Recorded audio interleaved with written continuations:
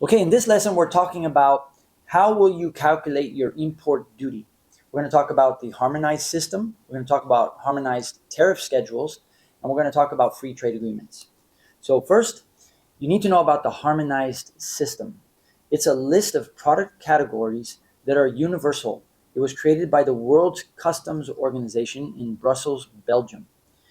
It's basically a list of HS codes that are agreed upon and shared all around the world. So there's over 5,000 commodity groups within the harmonized system.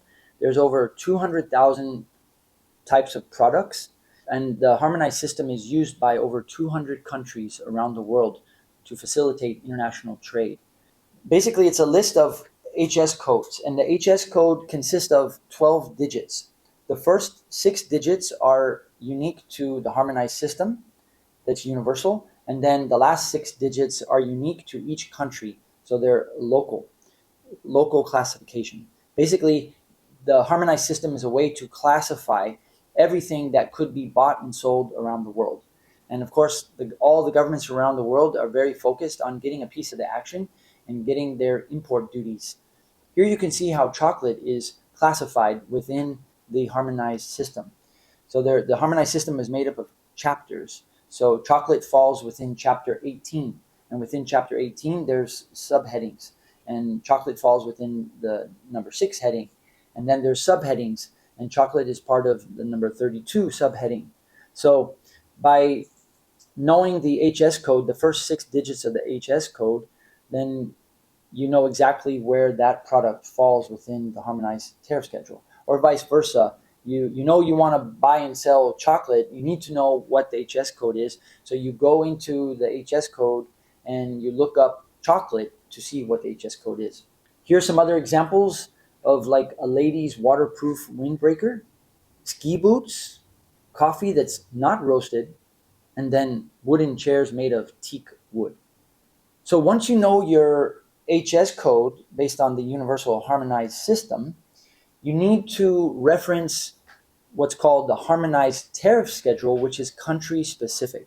So every country has their own harmonized tariff schedule, which is basically a list of all the HS codes in the harmonized schedule, but there's some variation in the classification, meaning the last 6 digits, and it's where they actually list the percentage of the duty rate.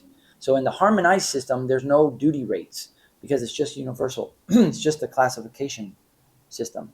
But in the harmonized tariff schedule, they list the product with the HS code and then the actual duty rate.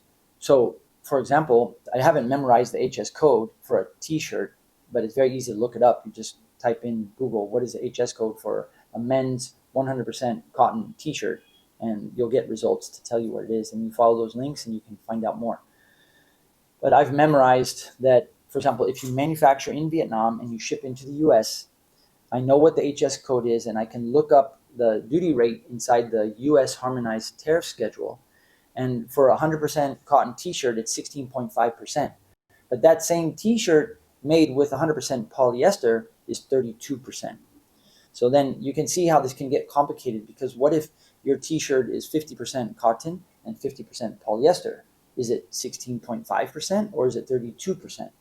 And that's where customs brokers come into play. So remember that customs brokers work for freight forwarding companies, and freight forwarding companies work for you. So you tell them what your product is, they will then tell you, they'll look up what the HS code is, and the customs brokers, if there's any confusion, if it's not crystal clear, the customs brokers who are licensed will make a decision as to what is the correct duty rate. Because if you classify your product incorrectly, i.e. you go for a lower duty rate when it should be at a higher duty rate, and the Customs and Border Protection Agency that inspects all the customs documents catches you, then the customs broker is not in trouble. You, as the importer of record, will be held responsible. And if you're lucky, you'll just be asked to pay the difference of the higher duty rate that you should be paying and you should have classified the goods as. But if you're unlucky, your goods could be seized. You could not only have to pay the difference if you want to get delivery, but you might also have to pay a fine. So it's very important that you work closely with the freight forwarding company and the customs brokers, and you give them accurate information so they can classify it correctly.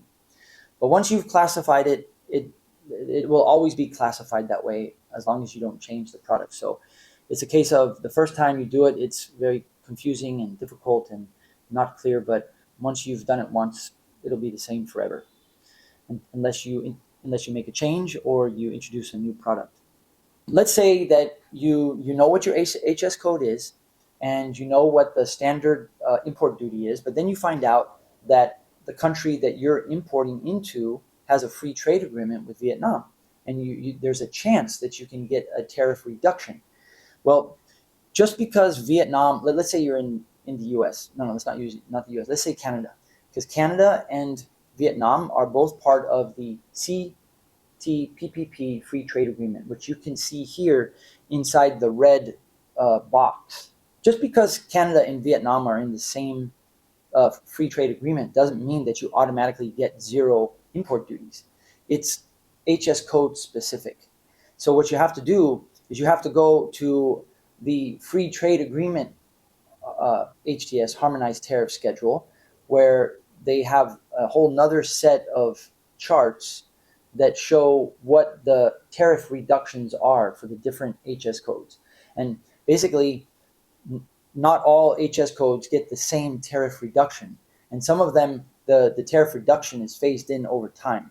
It can get kind of complicated. And again, it's country specific and HS code specific. If you go online and you can spend 4 or 5 hours, you can read and learn and get to the bottom of your particular scenario and actually get an accurate answer, because all the information is out there. The governments publicize it, and there's lots of websites that explain the step-by-step procedure.